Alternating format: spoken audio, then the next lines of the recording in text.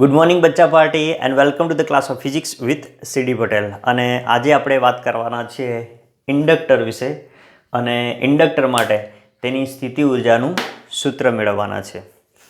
જો આવી જ એક વસ્તુ આપણે ચેપ્ટર નંબર 2માં ભણી ગયા. સ્થિત વિદ્યુતશાસ્ત્રની અંદર કેપેસિટરમાં ઇન્ડક્ટર જેવું જ એક ડિવાઇસ કહી શકીએ આપણે એને, કેપેસિટર. અને એના માટે એની સ્થિતિ ઉર્જાનું આપણે સૂત્ર તારવ્યું હતું U બરાબર હાફ CV². કેટલાકને યાદ હશે, કેટલાકને યાદ નહીં હોય, જોઈ લેજો. જુઓ તો એ વખતે આપણે વાત કરેલી કે ભાઈ કેપેસિટર જે છે એક કોમ્પોનન્ટ તરીકે વર્તે છે, એક પરિપથનો એક ઘટક તરીકે વર્તે છે. અને કેપેસિટન્સ એ એનો શું છે, એક ગુણધર્મ છે. એ જ પ્રમાણે અહીં આગળ આપણે વાત કરી હતી આત્મપ્રેરણની, એટલે કે self induction. Self induction, inductor અને ઇન્ડક્ટન્સ. આ વસ્તુઓ અલગ અલગ છે, બરાબર. સેલ્ફ ઇન્ડક્શન એટલે શું, તો એક ફિનોમિના છે, એ એક ઘટના છે. શું છે? એક ઘટના છે, બરાબર. ઇન્ડક્ટર એ વીજ પરિપથમાંનો એક ઘટક છે, બરાબર. અને આ ઇન્ડક્ટન્સ એટલે કે પ્રેરકત્વ એ આનું શું છે, એક ગુણધર્મ છે. એટલે આ વસ્તુ તમારે ક્લિયર થઈ જવી જોઈએ, બરાબર. કે ભાઈ સેલ્ફ ઇન્ડક્શન એટલે કે આત્મપ્રેરણ એ શું છે, એક ઘટના છે, બરાબર.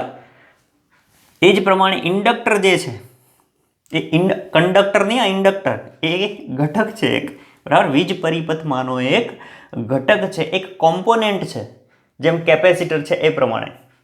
એ જ રીતે ઇન્ડક્ટન્સ જે છે એ શું છે, આનો ગુણધર્મ છે, બરાબર. પ્રેરકત્વ એ શું છે, તો ઇન્ડક્ટરનો એક ગુણધર્મ છે. ક્લિયર?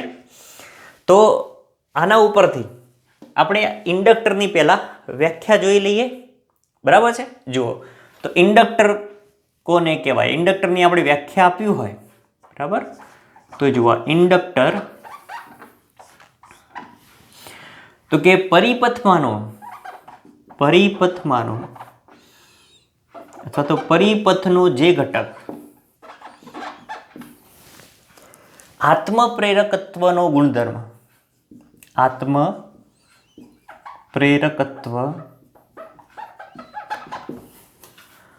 ગુણધર્મનો ગુણધર્મ ધરાવે છે તેને ઇન્ડક્ટર કહે છે. ઇન્ડક્ટર કહે છે, બરાબર. ઓકે. જો ઇન્ડક્ટરની સંજ્ઞા એને કેવી રીતે દર્શાવાય, તો આ ઇન્ડક્ટર એટલે શું, તો એક પ્રકારનું ગૂંચળું, બરાબર. એને આ પ્રમાણે દર્શાવાય, એક છેડો પ્લસ અને એક છેડો માઇનસ કહી દઈએ આપણે, બરાબર. ઇન્ડક્ટર એટલે શું, તો કે ગૂંચળું, બરાબર. ઓકે. હવે જો ફરીથી આપણે ઇન્ડક્ટરની વ્યાખ્યા વાંચીએ કે ભાઈ પરિપથનો જે ઘટક આત્મપ્રેરકત્વનો ગુણધર્મ ધરાવે એને ઇન્ડક્ટર કહેવામાં આવે છે. ઇન્ડક્ટરની સંજ્ઞા છે. તો આપણે આત્મપ્રેરકત્વ વિશે પ્રીવિયસ લેક્ચરની અંદર ભણી ગયા, બરાબર. તો એમાં શું હતું, તો એક ગૂંચળા સાથે આપણે એક બેટરી અને એક ટેપિંગ કી એટલે એક દાબ કળ જોડી લીધી, બરાબર છે. ઓકે. તો જ્યારે તમે આ દાબ કળને ટેપ કરો છો, દબાવો છો, બરાબર, ત્યારે આની અંદરથી પ્રવાહ પસાર થાય, બરાબર. ધારો કે I જેટલો પ્રવાહ આની અંદરથી પસાર થાય છે. હવે આ ઇન્ડક્ટરમાંથી પ્રવાહ પસાર થાય ત્યારે ઇન્ડક્ટર એટલે ગૂંચળું, બરાબર. એટલે ગૂંચળું પણ કહી શકો અથવા તો ઇન્ડક્ટર પણ કહી શકો. ત્યારે એની અંદર EMF પ્રેરિત થાય છે, બરાબર. શું થશે? EMF પ્રેરિત થશે, બરાબર. લેન્ઝના નિયમ અનુસાર, બરાબર, અથવા તો ફેરેડેના નિયમ અનુસાર E = જો ગૂંચળું n આટાનું બનેલું હોય તો E બરાબર -n dϕ/dt થાય. જ્યાં માઇનસ નિશાની એ શું સૂચવે છે? લેન્ઝનો નિયમ, બરાબર. એનો મતલબ શું થશે? તો આની અંદર જે પ્રવાહ પ્રેરિત થાય છે, બરાબર. એ પરિપથમાંથી જે પ્રવાહ વહે છે એનો વિરોધ કરશે. એટલે કે આની અંદર જે પ્રવાહ પ્રેરિત થાય છે એ આની વિરુદ્ધ દિશામાં હશે, એનો વિરોધ કરે છે. આના વધારામાં અને ઘટાડામાં બંનેમાં વિરોધ કરશે. બરાબર. અને આ ઘટનાને બેક EMF પણ કહેવામાં આવે છે. બરાબર. તો ક્વેશ્ચન પૂછાય કે ભાઈ બેક EMF કોને કહે છે? તો ઇન્ડક્ટરને પરિપથની અંદર જ્યારે જોડેલું હોય ત્યારે પરિપથમાંથી તમે વિદ્યુત પ્રવાહ પસાર કરવામાં આવે ત્યારે ઇન્ડક્ટરની અંદર પ્રવાહ પ્રેરિત થાય છે. બરાબર. અને એ પ્રેરિત થતો પ્રવાહ એ પરિપથમાંના પ્રવાહનો, વિદ્યુત પ્રવાહના ફેરફારનો વિરોધ કરે છે, જેને બેક EMF કહે છે. બેક EMF અથવા તો એને પ્રતિ EMF કહે છે. ક્લિયર? બરાબર. એટલે આની જો વ્યાખ્યા લખવી હોય તો હું તમને લખી આપું. જુઓ કે બેક EMF કોને કહેવાય. બરાબર. જુઓ કે જે પરિપથ ના અથવા તો માના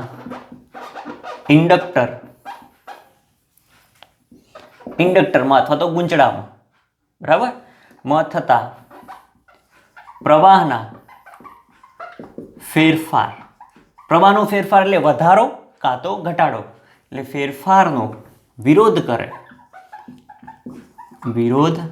કરે છે. બરાબર. જેને બેક EMF અથવા તો પ્રતિ EMF કહે છે. ક્લિયર? એટલે આની અંદરથી જે પ્રવાહ વહે છે એનો વિરોધ કરે, એટલે કે વિરુદ્ધ દિશામાં પ્રવાહ પ્રેરિત થાય આની અંદર. બરાબર. જે આપણે આગળ ભણી ગયા છે. ક્લિયર? તો એને બેક EMF કહેવામાં આવે છે. બરાબર. હવે શું થશે? તો હવે આ ગુંચડામાં એટલે કે આ ઇન્ડક્ટરમાં પ્રવાહ પ્રસ્થાપિત કરવા માટે તમારે આ જે બેક EMF છે એ બેક EMFની વિરુદ્ધ દિશામાં કાર્ય કરવું પડશે. જો આપણે અહીંયા આગળ સ્થિતિ ઉર્જાનું સૂત્ર તારવવું છે અને આપણે બીજા ચેપ્ટરમાં ભણી ગયા એ પ્રમાણે કે કરેલું કાર્ય એ સ્થિતિ ઉર્જા સ્વરૂપે સંગ્રહ પામે. બરાબર.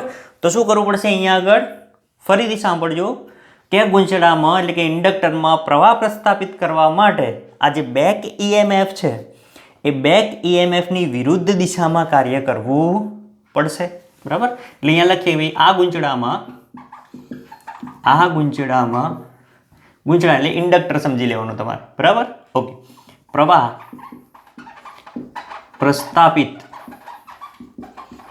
કરવા માટે થોડુંક સ્પીડમાં લખું છું એટલે અક્ષર થોડાક એવા આવશે. બરાબર. આ બેક EMF વિરુદ્ધ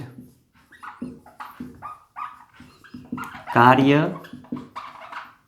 કરવું પડે. બરાબર. આ બેક EMF વિરુદ્ધ આપણે શું કરવું પડે? કાર્ય કરવું પડે. અને આમ કરવામાં આવેલ કાર્ય એ અને આ કાર્ય એવું લખી દે કે આ કાર્ય, બરાબર, કરવામાં કાર્ય એ શું થશે? તો આ ગુંચડામાં ચુંબકીય સ્થિતિ ઉર્જા સ્વરૂપે સંગ્રહ પામશે.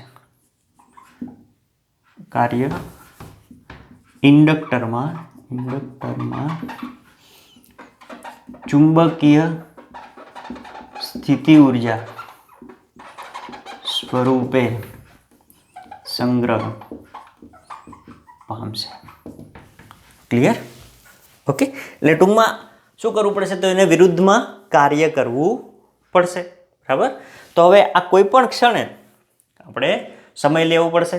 બરાબર. સમયની સાપેક્ષ એટલે કે કોઈ પણ ક્ષણે પરિપથમાં વહેતો પ્રવાહ I હોય તો I માટે પરિપથમાં કોઈ ક્ષણે એવું લખીએ કે ભાઈ કોઈ ક્ષણે થિયરી પૂછાય તો તમારે આ પ્રમાણે લખવાનું.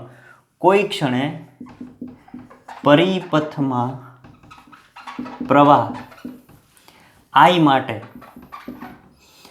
કાર્ય થવાનો દર, બરાબર, આની અંદર કાર્ય થવાનો દર કોઈ ક્ષણે કીધું છે એટલે નાનું કાર્ય થયું એટલે dW/dt, બરાબર, ઇઝ ઇક્વલ ટુ શું થશે?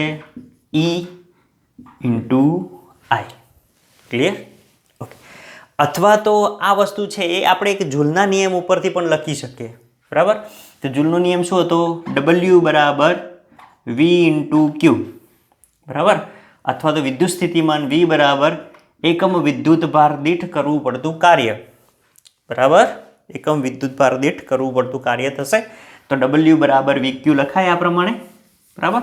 પરંતુ જુઓ અહીંયા આગળ ફેરફાર નાનો છે, કાર્ય નાનું કરવું છે, એટલે ડી ડબલ્યુ બરાબર વોલ્ટેજ તો એ જ રહેશે અને વીની જગ્યાએ આપણે અહીંયા આગળ શું લીધું છે? ઈએમએફ, એટલે ઈ ઇન્ટુ અહીંયા આગળ શું આવશે? ડી ક્યુ. બરાબર? કોઈ પણ ક્ષણે સમય લીધો છે એટલે ડી ડબલ્યુ બાય ડીટી. અને અહીંયા આગળ જોઈ લો કે ડી ક્યુ બાય ડીટી એટલે શું થાય? આઈ થાય. તો D W by D T is equal to E into I. બોલો, આ ઇક્વેશન અહીંયાથી આવ્યું. ક્લિયર? સમજાઈ ગયું? ઓકે. તો કોઈ ક્ષણે પરિપથમાં પ્રવાહ એટલે વિદ્યુત પ્રવાહ સમજવાનો તમારે. બરાબર? આઈ માટે કાર્ય થવાનો દર D W by D T is equal to E into I થશે. ક્લિયર? ઓકે. પરંતુ ઈ બરાબર શું છે? તો આત્મપ્રેરણ માટે ઈ બરાબર શું લખાય? તો L D I by D T. બરાબર? E is equal to minus L into D I by D T. Clear? Okay. તો હવે આની જગ્યાએ આપણે આ ઇક્વેશન લખી દઈએ. બરાબર? જો માનાંકમાં છે એટલે આ શું થઈ જશે? પ્લસ થઈ જશે. Therefore D W by D T is equal to L into D I by D T into sorry I થશે. એટલે ડી ડબલ્યુ બાય ડીટી બરાબર L into D I by D T into I થશે. બરાબર? ચલો નીચેથી હવે ડીટી ગયા તો શું રહેશે અહીંયા આગળ? Therefore D W is equal to L into I into D I થશે. બોલો, ક્લિયર? ઓકે. તો આ નાના કાર્ય માટે થયું. બરાબર? હવે પ્રવાહ પ્રસ્થાપિત કરવા માટે આ ગુંચડાની અંદર આની અંદર કરવું પડતું કુલ કાર્ય. બરાબર? તો આપણે કુલ કાર્ય લખવું હોય તો શું કરવું પડે? તો આવા નાના કાર્યનો શું કરવું પડે? સરવાળો, એટલે કે સંકલન સ્વરૂપે લેવું પડે. બરાબર છે? ઓકે. તો જુઓ, તમારે આ કશું આવું લખવાનું નથી. હા, અને અહીંયા આગળ ખાલી આ સંજ્ઞા તમારે દોરવાની થાય. ક્લિયર? ઓકે. એટલે લખવાની શરૂઆત કરો તો આ સંજ્ઞા લખી સીધું અહીંયાથી સ્ટાર્ટ કરવાનું. બરાબર? ઓકે. અને આ તો ખાલી સમજાવવા માટે લખ્યું છે, આ કંઈ લખવાની જરૂર નથી. બરાબર? અચ્છા, આ લખજો તમે અહીંયા આગળ, અહીંયાની જોડે. ક્લિયર? ઓકે. તો હવે આપણે વાત કરીશું કુલ કાર્યની. તો જો અહીંયાથી હું અહીંયા લખું છું હવે, ધેરફોર પ્રવાહ પ્રસ્થાપિત કરવા માટે કરવું પડતું કુલ કાર્ય, અથવા ડાયરેક્ટ તમે કુલ કાર્ય લખો તો પણ ચાલશે. બરાબર? તો કુલ કાર્ય ડબલ્યુ બરાબર, ચાલો શું આવશે? ઇન્ટિગ્રેશન ડી ડબલ્યુ, સરવાળો કરવો પડે. ઓકે. જો હવે અહીંયા આગળ આપણે જ્યારે શરૂઆત કરી, બરાબર, આ સર્કિટ મેં દોરી હતી અહીંયા આગળ, તો બેટરી સાથે જોડેલી હતી, ત્યારે શરૂઆતમાં પ્રવાહ કેવો હતો? 0. બરાબર? અને પછી આપણે પ્રવાહ કેટલો આપ્યો? I જેટલો. બરાબર? એટલે લિમિટ કેવી લેવાની? 0 થી I. બરાબર? અને ડી ડબલ્યુ બરાબર શું છે? લખી દો. તો L into I into DI. Clear? Okay. ચલો L કોન્સ્ટન્ટ બહાર લઈ લો. તો અહીંયા L ઇન્ટિગ્રેશન 0 ટુ I. ચલો I ઇન્ટુ DI થાય.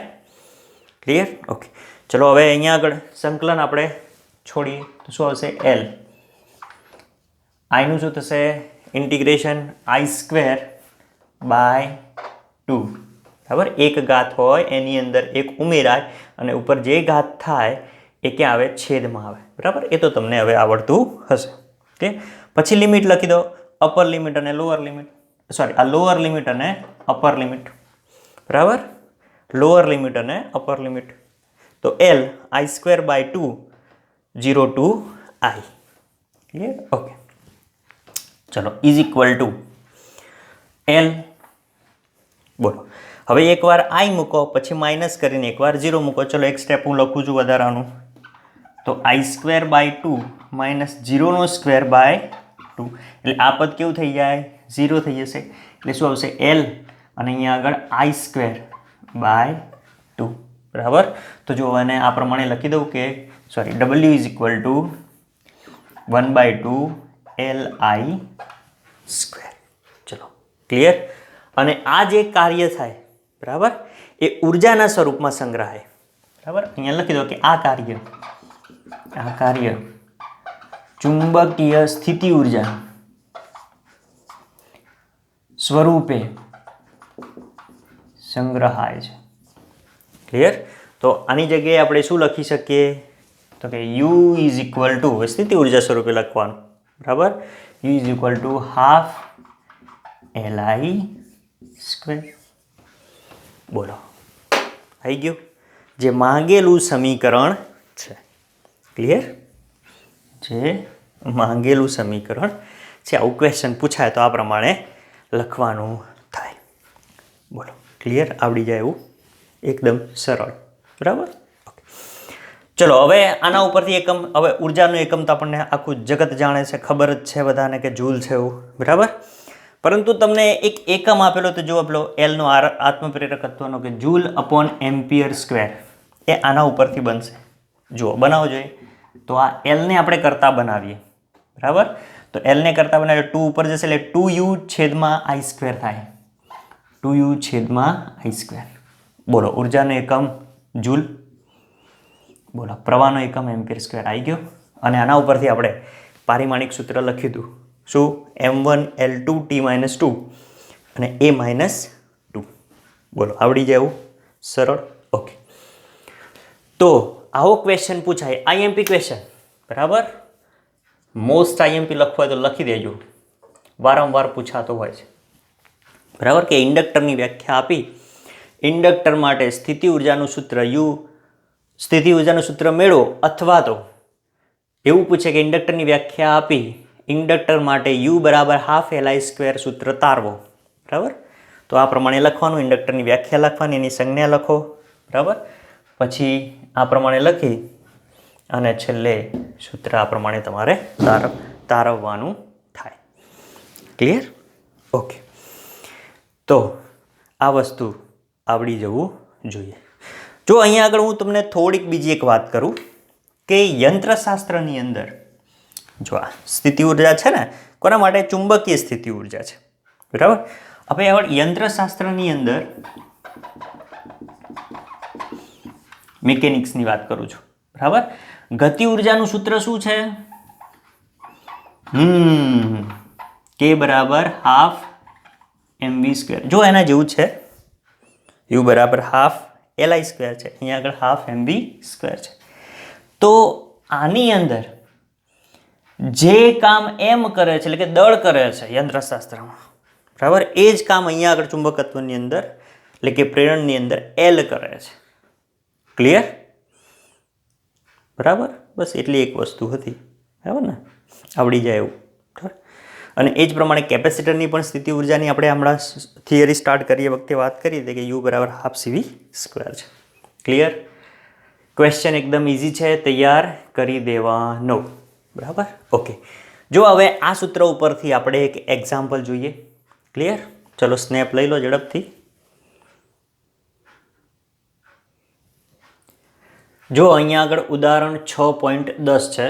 શું કહે છે કે ભાઈ ચુંબકીય ક્ષેત્ર B ક્ષેત્રફળ A અને સોલેનોઇડની લંબાઈ Lના પદોમાં સોલેનોઇડમાં સંગ્રહિત ચુંબકીય સ્થિતિ ઉર્જા માટેનું સૂત્ર મેળવો. જો કોના માટે સોલેનોઇડ માટેની વાત છે બરાબર. સોલેનોઇડ માટે ચુંબકીય સ્થિતિ ઉર્જા માટેનું સૂત્ર આપણે અહીંયા આગળ મેળવવાનું છે એટલે કે ઇક્વેશન અહીંયા આગળ તારવવાનું થાય. બીજો ક્વેશ્ચન એવો છે કે આ ચુંબકીય ઉર્જાને કેપેસિટરમાં સંગ્રહિત સ્થિત વિદ્યુત ઉર્જા સાથે કેવી રીતે સરખાવી શકાય. એટલે કેપેસિટરમાં સંગ્રહિત થતી ઉર્જા સાથે આપણે એને કેવી રીતે સરખાવી શકીએ બરાબર એની વાત છે. તો જો અહીંયા આગળ આપણે લખીએ કે ભાઈ સોલેનોઇડની વાત છે તો સોલેનોઇડમાં સંગ્રહિત સ્થિતિ ઉર્જા એટલે સ્થિતિ ઉર્જાનું પહેલાં આપણે સૂત્ર લખી દઈશું, બરાબર. તો કે સોલેનોઇડમાં સંગ્રહિત સ્થિતિ ઉર્જા, ચલો સ્થિતિ ઉર્જાનું સૂત્ર શું છે હમણાં તારવી એ પ્રમાણે કે ભાઈ UB, બરાબર, મેગ્નેટિક ફિલ્ડ માટે UB બરાબર હાફ LI². ચલો આ ઇક્વેશન હમણાં તારવ્યું આપણે, ક્લિયર? ઓકે. તો હવે આની અંદરથી પહેલાં તો આપણે પ્રવાહ શોધી કાઢવો પડશે. કોના માટે? સોલેનોઇડ માટે, બરાબર, પ્રવાહનું સૂત્ર. ઓકે. હવે જ્યારે સોલેનોઇડની અંદર તમે વિદ્યુત પ્રવાહ પસાર કરો છો, સોલેનોઇડની અંદર જ્યારે આપણે વિદ્યુત પ્રવાહ પસાર કરીએ તો સોલેનોઇડમાં ઉદ્ભવતું ચુંબકીય ક્ષેત્ર, ચલો સોલેનોઇડમાં ચુંબકીય ક્ષેત્ર ઉદ્ભવે તો ઉદ્ભવતું ચુંબકીય ક્ષેત્ર કેટલું હોય? તો કે B બરાબર μ0NI થાય, ક્લિયર? તો એના ઉપરથી આપણને I મળે. ચલો તો આઈને કરતા બનાવીએ તો I is equal two μ0N આની નીચે આવી જશે તો B/μ0N. ચલો પ્રવાહ માટે સૂત્ર મળી ગયું આપણને, ક્લિયર? ઓકે. હવે આપણે શું શોધવું છે? L શોધવો છે, બરાબર. ઓકે. તો જ્યારે આની અંદરથી વિદ્યુત પ્રવાહ પસાર કરીશું, બરાબર, આ L એ શું છે? ચલો ડાયરેક્ટ તમને કહી દઉં કે L એ શું છે? પ્રેરકત્વ, બરાબર. તો આપણને આ ઇક્વેશન ઉપરથી મળશે કે જ્યારે આની અંદરથી પ્રવાહ પસાર કરીશું તો એના ફ્લક્સમાં ફેરફાર થાય છે અને ફ્લક્સનો ફેરફાર એ પ્રવાહ ઉપર આધારિત છે, પ્રેરિત થતા પ્રવાહ ઉપર, ક્લિયર? તો આ પ્રોપોર્શનાલિટી હટાવી દો તો એની જગ્યાએ પ્રોપોર્શનાલિટી કોન્સ્ટન્ટ મૂકી દઈએ તો phi is equal two LI થાય. તો L ઇઝ ઇક્વલ ટુ, બોલો શું થાય? phi upon I, clear? Okay. અને આની અંદર ઉદ્ભવતું ફ્લક્સ phi બરાબર, ધારો કે આ N આટાનું બનેલું હોય, બરાબર, તો કેટલું થશે? N ઇન્ટુ AB, બરાબર. ક્ષેત્રફળ કેટલું છે સોલેનોઇડનું? A, B એ ચુંબકીય ક્ષેત્ર, N એના શું છે? આટા છે, ક્લિયર? ઓકે. અને આ N બરાબર શું થાય? તો એકમ લંબાઈ દીઠ આટાઓની સંખ્યા, બરાબર. એટલે કે આ તો કુલ આટા છે ને, તો એની જગ્યાએ આપણે શું લખી શકીએ? N બરાબર આવું લખી શકીએ ને, N બરાબર એકમ લંબાઈ દીઠ આટાઓની સંખ્યા. તો N બરાબર NL લખાય, NL બોલો લખાય. તો એની જગ્યાએ આપણે લખી શકીએ. ઓકે. ચલો અહીંયા આગળ આપણે I લખી દઈએ, ક્લિયર? ઓકે. તો હવે આ ઇક્વેશનને આપણે લખી જુઓ, એની જગ્યાએ શું લખો? N into L, clear? ચલો A એમના એમ, અને બીની જગ્યાએ શું લખો? μ0NI, μ0NI છેદમાં શું છે? I, clear? ઓકે. ચલો તો અહીંયાથી આપણે I ઉડાડી દઈએ, બરાબર. તો L બરાબર, ચલો L બરાબર શું મળશે તમને? તો જુઓ અહીંયા આગળ પહેલાં μ0 લખો, μ0 બરાબર, પછી N² L ઇન્ટુ A. ચલો L મળી ગયો તમને અહીંયા આગળ, ક્લિયર? તો અહીંયા આગળ હવે આ Lની અને Iની કિંમતો મૂકી દો તો આ સૂત્ર મળે, બોલો ભાઈ મળે. ઓકે. તો જુઓ અહીંયા આગળ જો હાફ Lની જગ્યાએ μ0 N² L ઇન્ટુ A. ચલો અહીંયા આગળ I² છે એટલે આ બધાનો સ્ક્વેર થશે તો ઇન્ટુ શું થશે? B² છેદમાં μ0² ઇન્ટુ N², બરાબર. જો અહીંયાથી શું ઉડે છે? N² જતા રહેશે, ક્લિયર? અહીંયાથી આ એક μ0 જશે, ક્લિયર? ઓકે. તો ચલો શું રહ્યું ઉપર? તો જુઓ અહીંયા આગળ આ બાજુ હાફ તો એમના એમ, બરાબર. ઉપર B² A into L, B² A into L, અને નીચે μ0. તો ચલો સોલેનોઇડ માટે સંગ્રહ પામતી સ્થિતિ ઉર્જા મળી ગઈ. સ્થિતિ ઉર્જાનું સૂત્ર એટલે કે સોલેનોઇડમાં સંગ્રહિત સ્થિતિ ઉર્જા UB બરાબર half B² A into L upon μ0 મળે, ક્લિયર? એટલે પહેલાંનો ક્વેશ્ચનનો આન્સર આપણે શોધી કાઢ્યો, ક્લિયર? ઓકે. ચલો હવે બીજું જોઈએ કે શું કહે કે આ ચુંબકીય ઉર્જાનો ને કેપેસિટરમાં સંગ્રહિત સ્થિત વિદ્યુત ઉર્જાની સાથે કેવી રીતે સરખાવી શકાય, બરાબર. ઓકે. તો પહેલાં આપણે એકમ કદ દીઠ સ્થિતિ ઉર્જા આની ગણી કાઢીએ.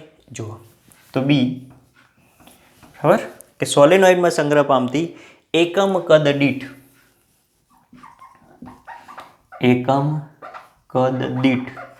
ઉર્જા, બરાબર, એકમ કદ દીઠ ઉર્જા અથવા તો સ્થિતિ ઉર્જા કહી દઈએ, સ્થિતિ ઉર્જા. ચલો તો એને આપણે સ્મોલ યુબી વડે દર્શાવીએ, એટલે એકમ કદ દીઠ સ્થિતિ ઉર્જા યુબી. ચલો યુબી નું સૂત્ર આપણી જોડે છે, ચલો મૂકો જોઈએ. શું છે? બી સ્ક્વેર એ ઇન્ટુ એલ છેદમાં 2μ0, બી સ્ક્વેર એ ઇન્ટુ એલ છેદમાં 2μ0, અને નીચે શું છે? કદ. તો સોલેનોઇડ માટે કદ શું થશે? તો એ ઇન્ટુ એલ, બરાબર. શું થાય? હવે છેદમાં છે એટલે ઉપરનો અંશનો છેદ ક્યાં જાય? છેદમાં જાય, બરાબર. એટલે અહીંયા હું એ ઇન્ટુ એલ ડાયરેક્ટ અહીંયા લખું છું. લખાશે, બરાબર. ઓકે, સાચું છે, હા, ગભરાશો નહીં.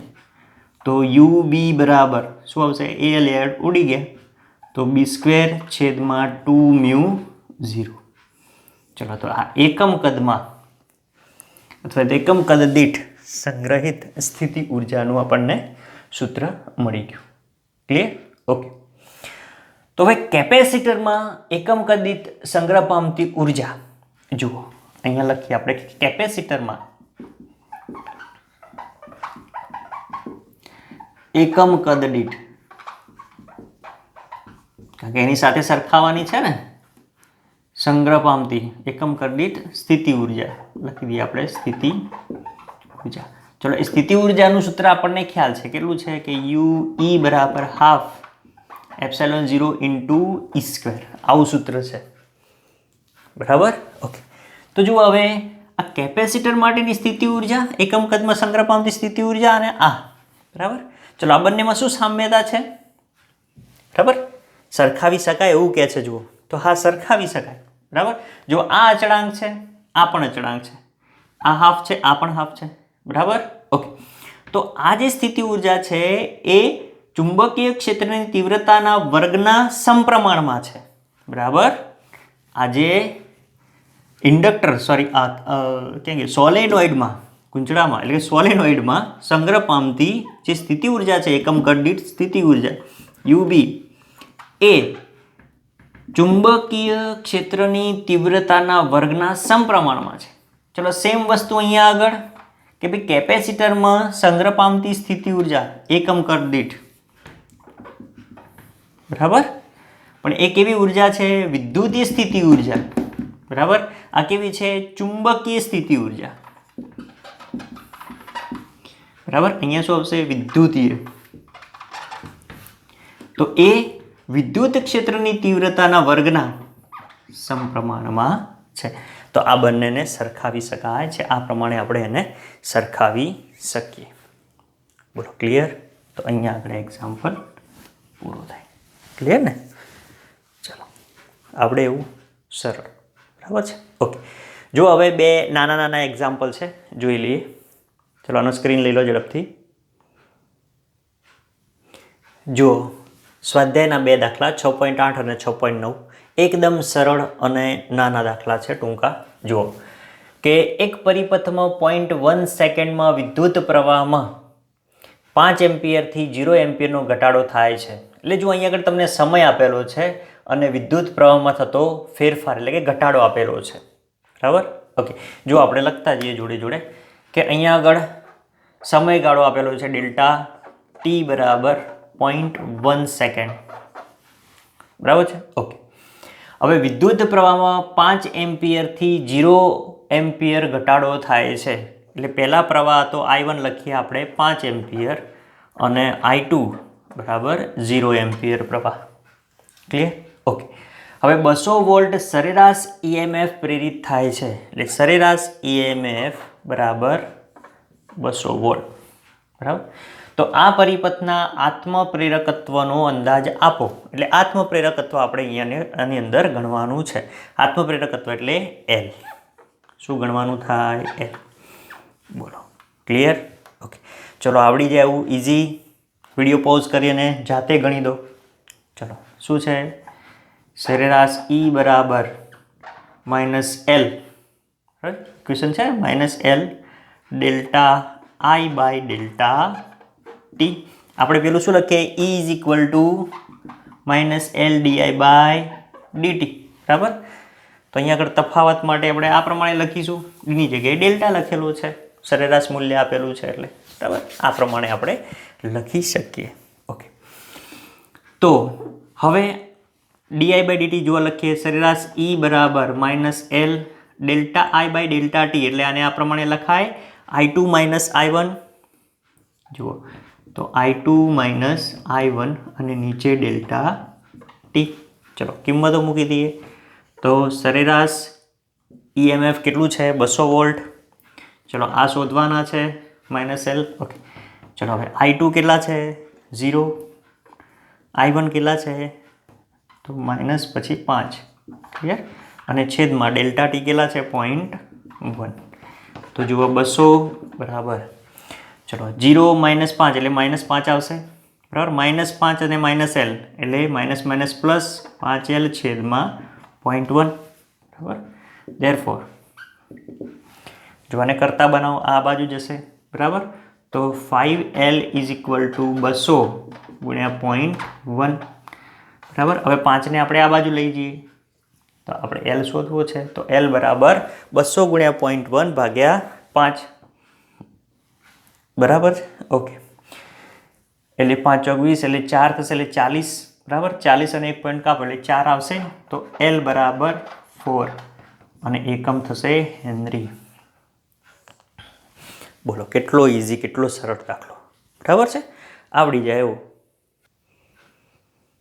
જો એવો જ 6.9 કે પાસે રહેલ ગૂંચળાની જોડનું અન્યોન્ય પ્રેરકત્વ 1.5 હેનરી આપેલું છે. અન્યોન્ય પ્રેરકત્વ એટલે મ્યુચ્યુઅલ ઇન્ડક્શન. એટલે જુઓ અહીંયા આગળ M બરાબર 1.5 હેનરી, ક્લિયર. ઓકે, એક ગૂંચળામાં 0.5 સેકન્ડમાં વિદ્યુત પ્રવાહનો ફેરફાર આપેલો છે. એટલે અહીંયા આગળ પહેલાં સમય છે, સમય લખી દઈએ કે ડેલ્ટા ટી બરાબર 0.5 સેકન્ડ.